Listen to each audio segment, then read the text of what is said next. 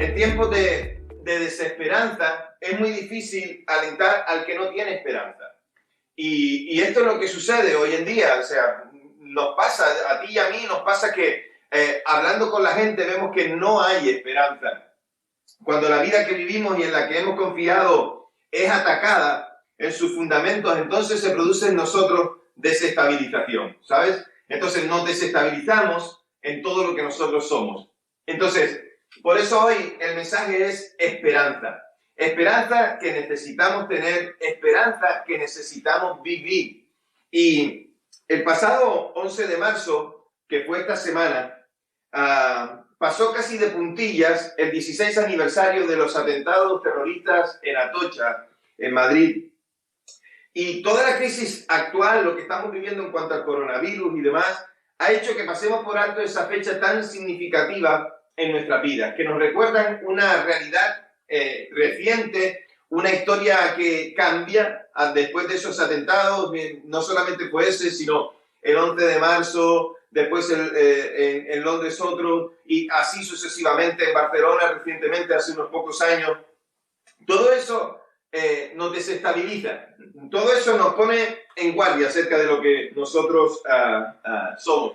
Aquel día del 11 de marzo del año 2004 nos despertamos una mañana para preparar a los niños para ir al cole, y mientras estaban preparándose pusimos la televisión y vimos que algo estaba pasando, que algo estaba ocurriendo. Habían cambiado los dibujos animados para que los niños entretuvieran un poquito mientras se iban vistiendo, para que nosotros supiéramos lo que estaba pasando en Atocha con aquellas bombas que causaron la muerte a más de 200 personas y dejaron víctimas de eso a otras tantas miles.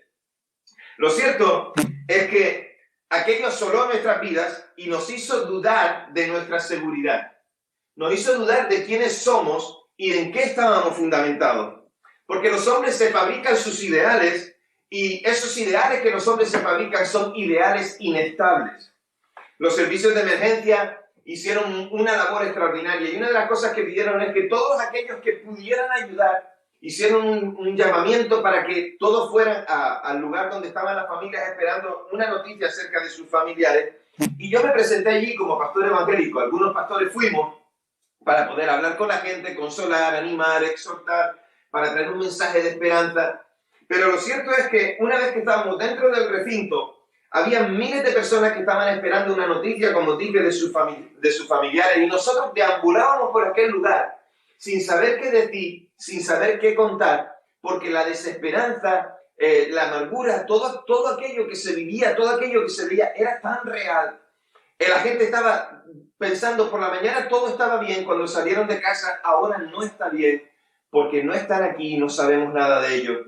Muchas veces actuamos así, con desesperanza, porque creemos que todo va a ser igual que el día anterior o que la semana anterior, pero cada día tiene una nueva vivencia y cada día debemos tener la seguridad o no de si con Cristo vamos a estar o con Él no vamos a estar. No solamente fue aquello, sino que después del atentado, el domingo, había que traer un mensaje de aliento, un mensaje de esperanza también a la iglesia. Y por eso hoy pensaba que era necesario que tuviéramos también un mensaje de esperanza. Aquella barbarie hizo que la gente se desestabilizara también en su fe. Y el mundo estaba sumergido en el temor de los atentados. Y también la iglesia. Igual hoy, estamos alertados todo el mundo acerca de un virus, pero también la iglesia está alertada acerca de eso. Y he visto, leído y escuchado y conversado con gente que habla de esperanza, que habla acerca de tener confianza en Dios. Hay un pasaje muy recurrente que todos están acudiendo a él, es el Salmo 91. Pero no nos debemos olvidar que en cierta manera también hemos sido un poquito desestabilizados. Hoy estamos en esa situación similar y también tenemos que traer esperanza a los que la han perdido y a aquellos a los que les han hecho dudar y temer por la que tenían. Uno pone su esperanza en lo que tienen delante, en lo que no es seguro, solo en lo que se han autoconvencido de que eso les daba seguridad. Otros ponen su esperanza en lo temporal, en la seguridad de que no nos sucederá mientras peregrinamos en nuestro viaje por la tierra. Todos huyen del dolor y del sufrimiento, pero solo basados en lo que está delante. Todos se han olvidado de lo eterno y han dejado de lado a Dios. El texto que traigo hoy se encuentra en Jeremías, capítulo 16, versículos del 19 al 21. Vamos a leerlo juntos. Dice así: Oh Señor, fuerza mía y fortaleza mía, mi refugio en el tiempo de la aflicción. A ti vendrán las naciones desde los extremos de la tierra y dirán: ciertamente nuestros padres heredaron mentira, vanidad en la que no hay provecho. ¿Ha de hacer el hombre dioses para sí? Pero esos no son dioses. Por tanto, he aquí, yo les hago conocer, esta vez sí, les haré conocer mi poder y mi fortaleza, y sabrán que mi nombre es el Señor. En este pasaje podemos ver la rebeldía del pueblo de Israel, del pueblo de Dios, y el Señor también les puede mostrar a ellos su misericordia para renovar una esperanza de un pueblo desobediente y sin camino seguro. El profeta Jeremías debe conducirse como quien espera ver destruido a su país, a su nación, en muy poco tiempo. Pero con esa perspectiva triste, con esa perspectiva que no tiene visos de algo seguro, él tiene que abstenerse o tiene que renunciar a ciertas cosas que en el día a día todo el mundo hace. Jeremías renunció a un matrimonio, Jeremías renunció a lamentar los placeres a disfrutar, mejor dicho, los placeres de la vida o a lamentar sus amarguras. Lo que él tenía era claro, tenía un mensaje de parte de Dios que tenía que traer, que tenía que transmitir, y él debía manifestar, entregar ese mensaje no solamente al mundo en general, pero especialmente a aquellos que creían también. Paz interna y externa, familiar y pública, es la total obra de Dios y de su bondad y su misericordia. Y cuando quita su paz de cualquier persona, debe seguir la angustia. Cuando tú dejas de poner tu paz en el Señor, entonces enseguida viene la angustia, la preocupación. Y eso debemos evitarlo. Puede haber tiempos en los que sea propio evitar cosas fuera de nuestro deber. Y siempre debemos soltar los placeres y las preocupaciones de esta vida para afianzarnos en Dios. En este pasaje aparece un lenguaje de los que pelean por la palabra de Dios. Y en lugar de humillarse y condenarse a sí mismos, se justifican como si Dios le hubiera hecho algún mal. Una respuesta clara y completa nos es dada. Eran más obstinados en el pecado que sus padres. Ellos habían pecado más que sus padres, andando cada uno detrás de los inventos de su corazón. Y esos inventos también incluían dioses extraños, dioses que se habían fabricado. Puesto que no oirían la advertencia, ellos serían llevados a un lugar lejano, era el cautiverio, habían sido llevados a una tierra que desconocían, a Babilonia. Y si tuviesen el favor de Dios, hubieran entendido que su cautiverio era agradable, porque tenía un propósito. La restauración desde el cautiverio de Babilonia o babilónico sería recordado mejor o con mayor alegría que el rescate de Egipto cuando Israel fue sacado de allí. También es un tipo de entendimiento acerca de hoy nuestra redención espiritual y de la liberación de la iglesia de cara a aquellos que la persiguen. Ninguno de los pecados de los pecadores puede ser ocultado a Dios, que no lo pasará por alto. Ninguno. Todos serán mirados. Y la nación de Israel sabía las consecuencias de su lejanía de Dios. Dios había dado el mensaje a través de los profetas, en este caso Jeremías, un mensaje que traía juicio por sus acciones contrarias a la voluntad de Dios. El pueblo no hizo caso a aquel mensaje, pero siempre había un remanente, siempre hay un remanente fiel que obedece, que sigue, que está ahí, que es buscado por Dios y que busca a Dios. Este remanente puede darse cuenta de la realidad de las cosas y puede ponerla de manifiesto. Y el profeta se dirige al Señor como su fortaleza, como su refugio. Se regocija de la esperanza de un Dios que promete algo que viene. Y la liberación del cautiverio será una figura de la gran salvación que iba a obrar el Mesías. Tenemos ese ejemplo de cautiverio, de liberación, es lo mismo que el Mesías, que Jesucristo ha hecho por nosotros. Las naciones han conocido a menudo el poder del Señor en su ira, pero lo conocerán como la fuerza de su pueblo y su refugio en tiempo de la angustia. Muchos ven a Dios como solamente un Dios que trae juicio, que trae castigo, pero no han comprobado, no han visto al Dios de la misericordia. Y su pueblo lo ha comprobado. Nosotros lo hemos comprobado. Hemos visto que su misericordia es la que nosotros hemos vivido. El resultado de los juicios de Dios con los que Dios visitó a su pueblo será que estos, una vez restaurados, lo mismo que los gentiles que hayan presenciado esos juicios, todos renunciarán a aquellos dioses, renunciarán a su idolatría. ¿Para qué? Para adorar al Señor y adorarle de verdad. Este era el concepto en este pasaje. Esto era lo que deseaba Jeremías y el Señor deseaba en aquel pueblo, que se volvieran a Él. Y esto se cumplió solo en parte cuando los judíos regresaron de Babilonia. Es verdad que abandonaron temporalmente los ídolos y ganaron a muchos de los que estaban a su alrededor, a los pueblos de otras naciones que vieron lo que Dios hizo por ellos. Muchos de aquellos gentiles vinieron a la fe porque muchos de aquellos remanentes se permaneció fiel al Señor.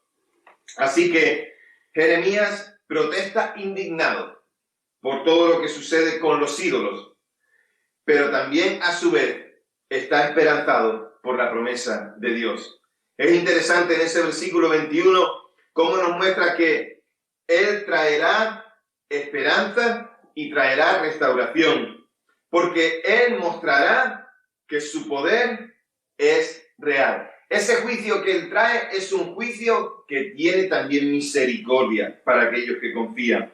Y dice además que esta vez será puesto que los castigos que les tengo que traer hasta aquí no han sido bastante severos como para corregirlos. Sin embargo, Dios muestra misericordia y el pueblo tiene esperanza.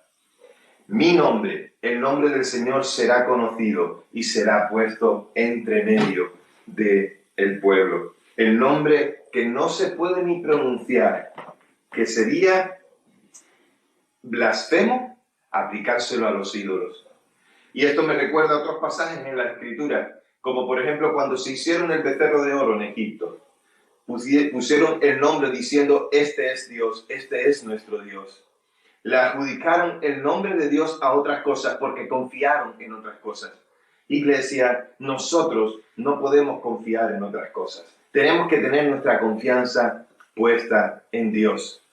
Un mensaje de juicio que trae Jeremías, pero también a la vez un mensaje de esperanza. Y esto siempre me ha gustado en los profetas. Los profetas traían juicio para el pueblo. Los profetas traían juicios para los gentiles, pero siempre traían un mensaje de esperanza, aun cuando la necesidad era muy agobiante. Y en este tiempo de agobio, Dios es nuestra esperanza. En este tiempo en el que también hay un juicio para toda la humanidad, en el que todos los hombres serán confrontados con Dios y con la realidad de Jesucristo, su Hijo, enviado para morir por nuestros pecados, todos serán confrontados en ese juicio. Pero todos los que ponen su confianza en Dios tienen esperanza. Si tú tienes tu confianza en Dios, tienes esperanza y tienes paz en tu corazón. El coronavirus o el COVID-19, o en su nombre más técnico, que yo no lo sé ni pronunciar, nos hace temer por nuestras vidas. Nos hace temer por nuestra integridad, por lo que somos, por nuestra parte física. Estamos preocupados por si nos contagiamos. Estamos todos recluidos en nuestras casas siguiendo el consejo de las autoridades sanitarias porque pensamos que con eso vamos a protegernos un poquito más. Y somos invitados a no ser necios, a no ser descuidados y mezclarnos con la gente y hacer esto y lo otro para que no nos contagiemos. Y eso está bien. Estamos concienciados de que puede haber una propagación del virus, y de hecho ya lo estamos viendo. Miles y miles de personas son contagiadas en todo el mundo y cada vez más, y hay que pararlo. Y muchos de nosotros también estamos viendo como el no poder controlarlo nos hace estar inseguros. De ahí todas las medidas que los gobiernos, que las autoridades nos invitan a tomar, y que en respeto a ellos lo hacemos, pero también por respeto al otro, porque amamos al otro y no queremos contagiar a nadie ni ser contagiados. Pero en realidad todo esto está sacando a la luz nuestras inseguridades, aquellas cosas en las que hemos confiado y que no tienen base ni argumento, aquellas cosas en las que hemos confiado y de las que nos hemos agarrado, pero que sin embargo son inestables, no tienen base, son engañosas, nos engañan nuestra mente y nuestro corazón. Vivimos en ese engaño hasta que un día se desestabiliza. El fundamento se desestabiliza y con ello se caen nuestras vidas. Pero los que confían en Dios siempre renovarán sus fuerzas en el Señor, sea lo que sea que pase a nuestro alrededor. Nosotros confiamos porque nuestra confianza no es solamente el día de hoy, en este cuerpo, en este envase en el que vivimos. Nuestra confianza es la eternidad en Dios. Hemos tenido que escuchar en varias ocasiones a varias de las autoridades políticas de nuestro país y a las autoridades sanitarias. Hemos tenido que escucharles diciéndoles decir esta frase: la ciencia nos sacará de esto. Y oye, mira, yo no estoy en desacuerdo del todo con esa frase, pero si solamente en esa frase le pones un punto y final, entonces sí que estoy en desacuerdo. Creo firmemente que Dios tiene mucho que decir en cuanto a esto que estamos viviendo. De hecho, algo tiene que decir. Si la ciencia nos sacará de esto y nuestra confianza es ese Dios, déjame decirte que estamos equivocados. Creo en la ciencia por cuanto creo que Dios ha dado sabiduría a los hombres para que podamos tener mejores argumentos para poder vivir la vida que vivimos aquí. Pero ese no es el todo. Pensar que ese es el todo, entonces es autoengañarnos, creo. Y creo firmemente en eso. Entonces, si la ciencia nos sacará de esto, yo hago varias preguntas que puedes contestar en tu casa, puedes contestar ahí donde estás. Si la ciencia es el todo, ¿dónde ha quedado Dios? Otra pregunta, ¿qué hay de la fe? ¿Acaso todo se basa en lo temporal? ¿Querrá decirnos Dios algo en medio de estas cosas que están sucediendo? Nos hemos olvidado de que Dios es el fundador del mundo y que todo lo que pasa tiene su consentimiento. ¿Qué pasa con nosotros? ¿Qué pasa con nosotros? ¿Será esta una nueva llamada de atención de Dios para que el hombre ponga su mirada en Él? ¿Para que la mujer tenga su encuentro con Dios? Dios ha sido relegado, es la mayor de las tristezas. Dios ha sido relegado a la nada por el movimiento político y filosófico. Dios ha sido puesto a un lado por los hombres de este mundo. La fe es constantemente objeto de burla, de menosprecio.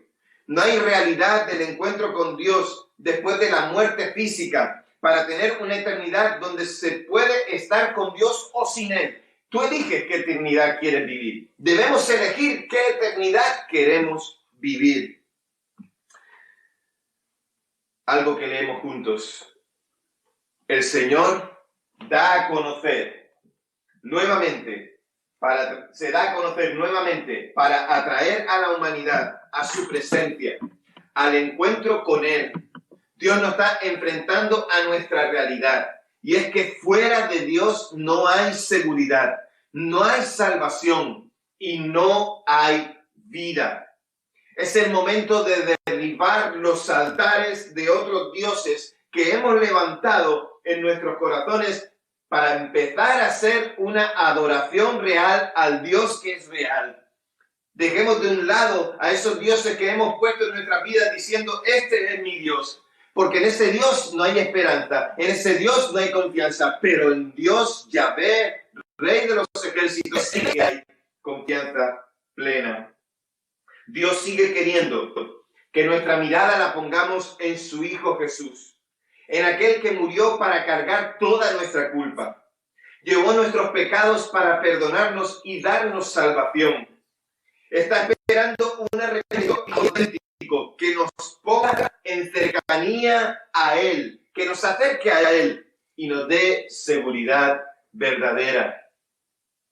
Para muchos de nosotros, esta es la unidad en que reconoceremos a Jesucristo como Dios, Señor y Salvador, para cambiar nuestra seguridad fabricada e inconsistente por la verdad rotunda y eterna del único Dios. Es el momento de que muchos se den cuenta de quién es Dios. Nosotros, la iglesia, no nos podemos callar y nosotros, ese remanente fiel, tenemos que mostrar la cruz de Cristo en todo tiempo y en todo momento. No dejemos de hacerlo. No dejemos de hacerlo.